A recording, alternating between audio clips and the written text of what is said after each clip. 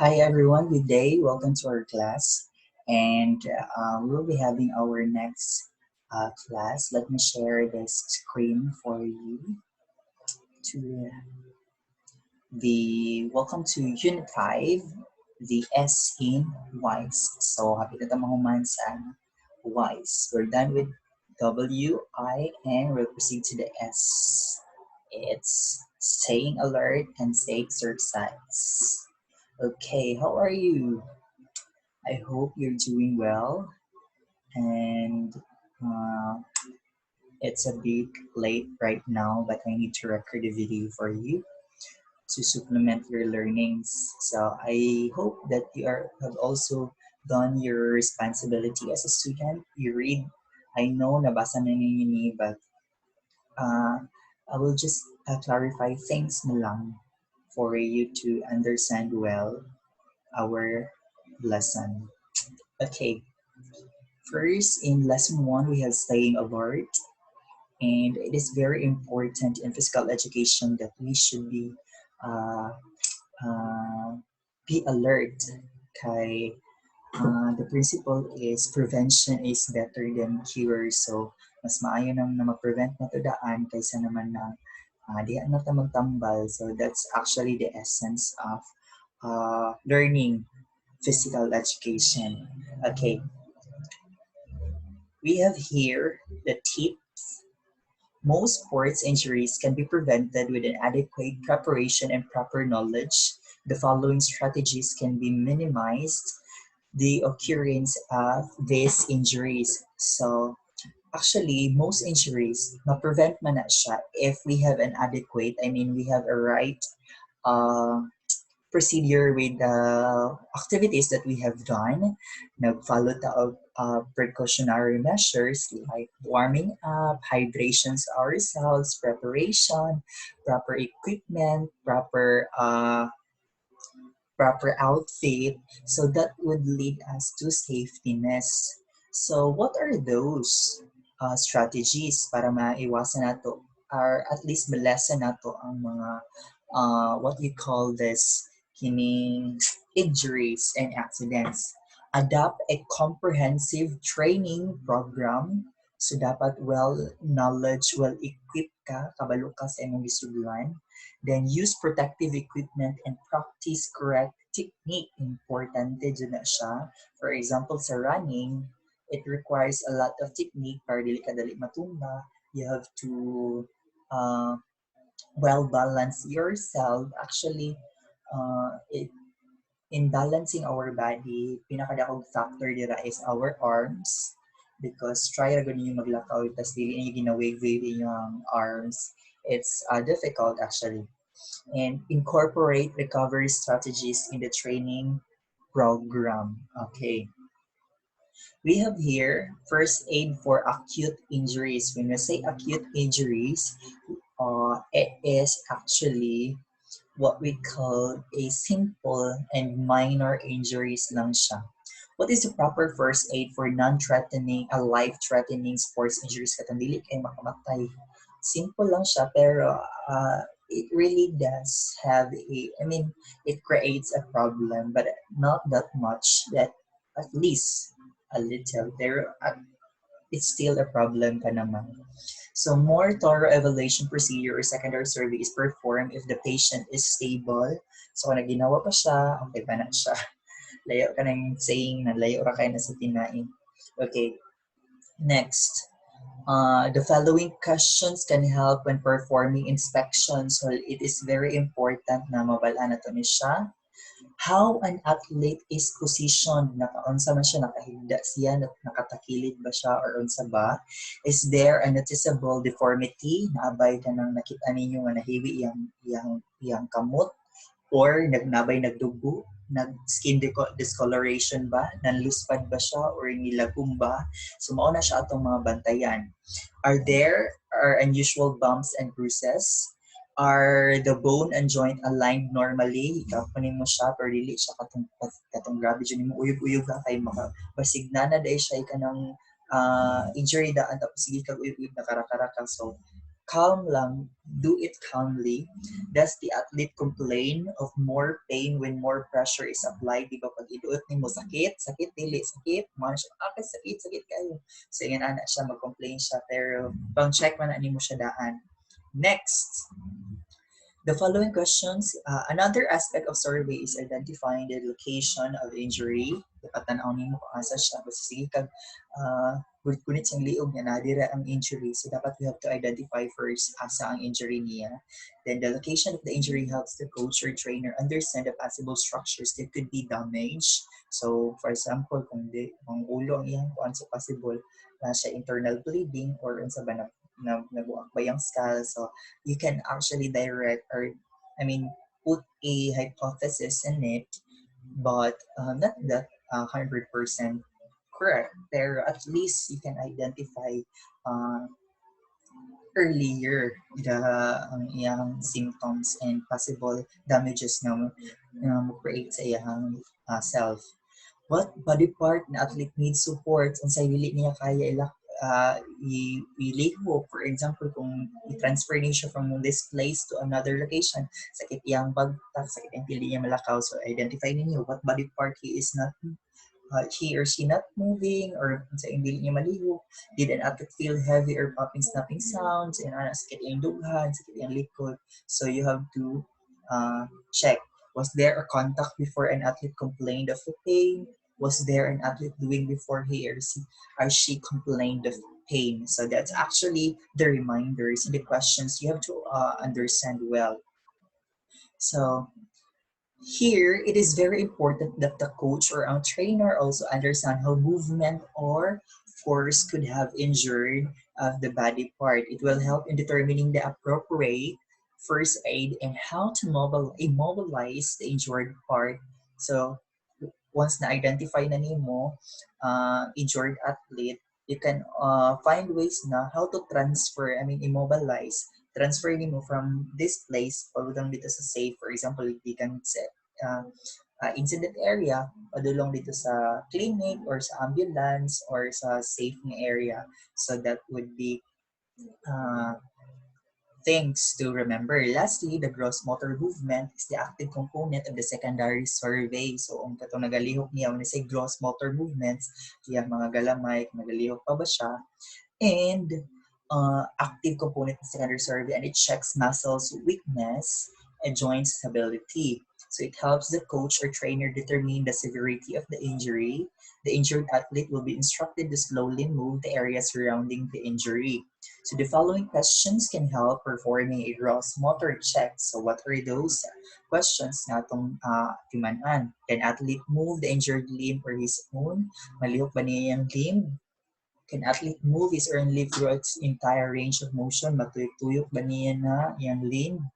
Next is, can the athlete sustain the movement when resistance is applied? Mapadayon ba niya o lihok? Or lihok lang niya pero dili niya mapadayon? Does an athlete limp when he or she walks? Magkakiang ba siya? Asa ba? Does an athlete have a problem balancing her on his weight? So that are the factors we have to remember. Next, a rigid splint. What do you mean by rigid splint? It is usually made of tough materials such as wood, plastic, and plaster of Paris. Newspapers, pillows, and on-air splints are classified as soft splints. Okay. When we say splinting, kanagong suportahan mo ang bone, that's splinting. For example, kini, usually ang rigid splint lang, pwede siya plastic or plaster, pwede siya newspapers, pillows, and air splints are classified as soft splints. Pwede siya katong mga soft lang, cartoon lang, para at the same time, do first aiding, dili pa kay, dili niya ma-move, samtang wala pa mo naabot sa clinic or sa hospital. Anatomical splint is an immobilization technique wherein the object that restricts movement in another part of injured athlete. The type of immobilization depends on the available resources of the body part not that got injured.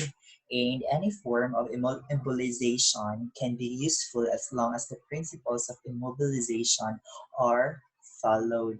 Sa man itong mga principles. Okay. Kani, this is cervical arm sling can be used to mobilize dislocated shoulder and injuries in the arm and forearm. We will be learning this later with our subject. Okay, what are the practical ways of controlling inflammation? Katong mga nabubag ng mga you have to understand and remember price principle. When we say price principle, stands for protect for P, and rest for the R, ice for I, C for compression and elevation. So what are those price? Stands for protect, rest, ice, compression, and elevation. We say protect as much as possible. You need to protect yourself against injuries or possible accidents that may happen.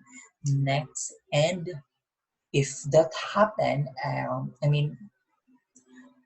luckily nahitabo na jud siya, you will use protect. Protect the ones from getting it into much kining what we call this kining madapuan good o bacterias. So better to do that para dili na mo dapo ang problem. Rest, pahulay, and ice. Put an ice. Next is compression. When I say compression, kung kailangan na siya i-compress, compression siya kailangan i-perform. And of course, elevation. Kung nagdugo na dyan siya, so you perform elevation, pataas mo siya. Okay, that's the price principle. Okay, proceed. It is important to follow guidelines effectively, compress the injury without limiting blood flows to other parts. Saan man na siya. Next is position the initial layers of the far end of injury move upward. So, for example, sa tiil yang nasama, tapos nag-perform ka compression para dili mo sige agas-agas ang dugo. Tapos apply mo ang bandage. Apply part of the B-wrap in position largest girth. Then, it is best to apply more turns. The more daghan og tuyok, the more siya nga mas greater ang iyang pressure. So, mas ma-prevent na to ang iyang daloy pag agas-agas sa dugo. Okay. Which one should be addressed first in wound care, bleeding, or infection? Kung sa manaunahon na to siya. Okay. The priority care for wounds is to control bleeding. Of course, tanaw na to siya. Aside from getting infection, ato sa unahon ang pag-control ang bleeding because the very important is dapat dili siya ma-hemorrhage or mahutdan og dugo. And secondary ang infection, that's why mapaakan siya iro or sa badira mabalik ba or magasgas ba yang kuan, pwede ra siya hugasan nato para to prevent from further infections. Okay. Next is we have, can a person die from losing too much blood? Mamatay ba siya? Okay, the answer is the average blood volume of person is 5 liters. Ano ni kagamay atong lawas there. We have 5 liters of blood in our body because blood is a liquid and basta bitaw most of the components sa atong body is liquid and isa na ang blood. A person loses more than 20% of his blood volume would weak, syempre maluya, and risk of infection. Because when blood is circulating, nagadala man na siya og what we call, gina-convert niya na ang nutrients sa atong lawas. At the same time, nagahatag siya og iron and gina-convert niya padulong sa lungs ang carbon dioxide, ginilisan niya oxygen. And oxygen is very important para do you remember the oxidative part? Kailangan natin siya para makahatag sa atong energy. So that is the role of blood. A person loses 30% total blood volume is at risk of developing shock. What is shock? It is a condition wherein the heart continuously pump pero ang blood wala na siya properly uh, flow due to low blood pressure. Okay. These are cramps, mga big muscle spasm, fatigue, thirst, profuse sweating, unsay signs ana exhaustion, kapoy, dizziness, lipong, weakness, full skin, bugnaw iyang panit, dark urine, symptoms niya, stroke, fever above 40 degrees Celsius, weak pulse, dry, tas init ang skin, and rapid breathing. So, better to have to remember this signs and symptoms of health illnesses. Which one should be addressed first? Bleeding or infection? Okay, na siya. Just read this because, okay, let's proceed to later on. I will give you the link for this. Kani siya nga link. Kindly watch this link sa YouTube. And after nimo ni siya i-watch, kindly choose at least three nga steps nga imong i-perform through video presentation. Tapos pwede ka mangita og igsuon nimo, mama nimo, papa nimo, igagaw nimo, or pwede silingan nimo basta duo lang sa imo ha. Tapos mag-perform ka og bandaging, proper bandaging. But before that, you will watch this video muna na naa diri. If di niyo ni mag-click, I will give the link on GC. So kindly watch the video and then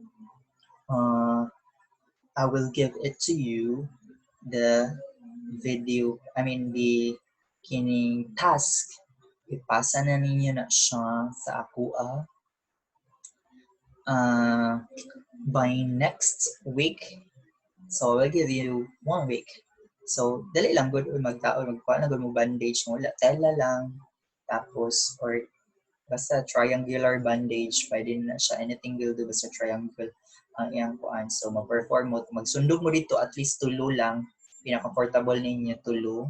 And mo lang na siya for me to assess if you have learned out from the video. So I will ask you tulo na pinaka ganahan nimo. Okay. Safe exercise. It's better to have safe exercise. See, exercise, and it can cause pala sa imo ha, kining illness. So, ayun na lang. So, ano siya. Learn about, when I say dehydration, unsa man na siya mahitabo, happens when a person loses more fluid than it's taken it. So, wala na siya nagainom of fluid, pero sige gapon siya consume siya energy. So, na-dehydrate siya, iyang luya na nilawas. What are those signs of dehydration?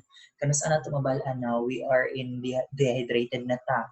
Dry mouth and dry tongue. Uga na kagpila. So, actually, isa na siya sa sign na dehydrate na ka. Extreme thirst, party ng uhawan mo sa tunay na pag-ibig. Char. Dark colored urine. So, not the usual color of our urine. Fatigue. Na kay mga sakit sa lawas, dizziness, and na kay mga feel ani. So these are the signs of dehydration. So unsa may tambal ana? So American College of Sports and Medicine recommends the following fluid intake during exercise rating. What are those? Drinking 500 to 600 ml of fluids 2 hours before exercise. 2 hours before exercise. The tendency for us is diha na ta magbanat og inom og tubig pag nag-exercise na ta. During exercise, intake lang nato is 200 to 300 ml every 10 to 20 minutes of the exercise. Next is drinking 450 to 650 fluids or every 0.5 kilogram of body weight loss after exercise. Overexertion. When I say overexertion occurred when the person had way too much physical skeletal muscular na over ka sa exercise dahil ira ka ay 4 hours sa correct exercise dira. So that is not recommendable for the beginners. So kay gusto lagi mamayat hala, lubos-lubos na jud. Unsa na ni? What are those signs of overexertion? Soreness or aching of the joints and muscles? Syempre, magubag jud and magsakit jud. Diba pag masobraan sakit? Ba? Inability to talk. Ka-istorya. Fatigue, mga muscle pains, chest pain, pinaka-dangerous level na ni pagsakit ng iyong dugan, and problems in breathing. So you have to check yourself kung basig overexertion na ka. Okay, to avoid overexertion, some solutions are fundamental, but to practice them regularly, discipline and attention are much needed and should not be taken for granted. First is practice and good posture. Dili kay nag kuan kag barbell pero naka number 4 ka, so that's not the proper posture. Take frequent breaks kanang wahulay pud we can, dapat you deserve break kay sakit chara bitaw oy, just like love pud di kag padayon dira niya sakit na jud kaayo bisag sakit na padayon gyapon, dapat you deserve a break, we're beautiful, know and respect your body's limits. So that's the very important, as what I have said in the very beginning of our lesson. We had to understand and assess ourselves kung unsa jud atong kailangan sa atong sarili, kung unsa jud what are those things we need to improve for ourselves, what are those weaknesses we have, and what are those disadvantages na pwede nato ma-acquire if exertion ta. So, kita ra jud nakabalo sa atong sarili, kaya we need to respect the body limits. Kung kana lang kaya sa itong lawas, di ta magpalig-alig, di ta magpahiro-hiro, makaya nato na tanan. And of course, we have to follow price protocol. We have the price protocol, at sa ganitong price protocol, protect. Next is, unsa to? Rests. Next is, unsa pa? Ice. Next is, what is the C, compress, and E, elevate. Hypothermia and hyperthermia. What is hypothermia? Hypothermia. Yung mga gabi na magulkaayo sila. Pag marami na mag-seminar. Hypothermia occurs when the body loses the heat faster than it can produce heat. Ang body temperature niya mubaba siya. So, usually, kana siya ang mahitabo. So, what are those symptoms? Shivering, large speech or mumbling, slow, shallow breathing, weak pulse, turniness, drowsiness, confusion, and loss of consciousness. Pwede ka makuyapanan. And treatment of hypertension is to warm the body back to an average temperature and quickly. So, kailangan mo painitin yung mga lawas o balik. So, sorry lang Bito. Bito, kailangan mo siya i-balance because we are living in nature and human as we are, we need heat in order to live. Ili lang kay bugnaw. Makamatay ang bugnaw. Diba, wala siya lami ang bugnaw kayo. Too much cold, especially sa relationship, wala na siya kanang gana. Char. Okay. I guess that would be all for today. We've done for lesson 5. And don't forget the task that we'll be submitting on,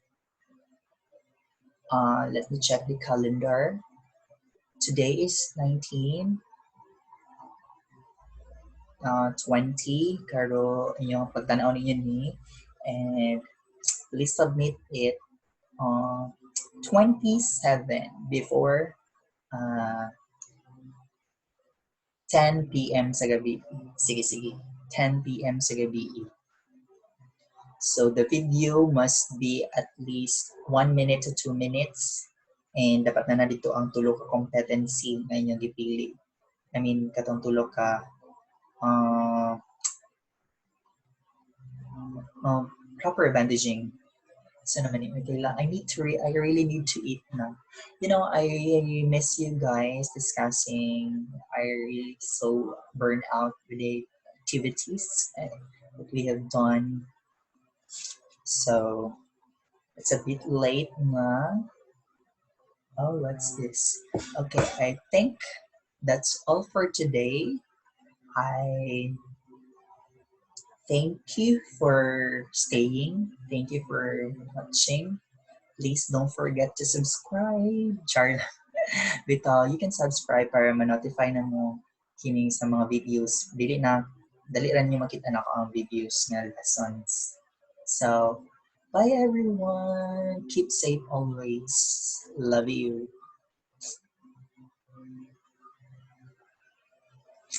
Bye-bye.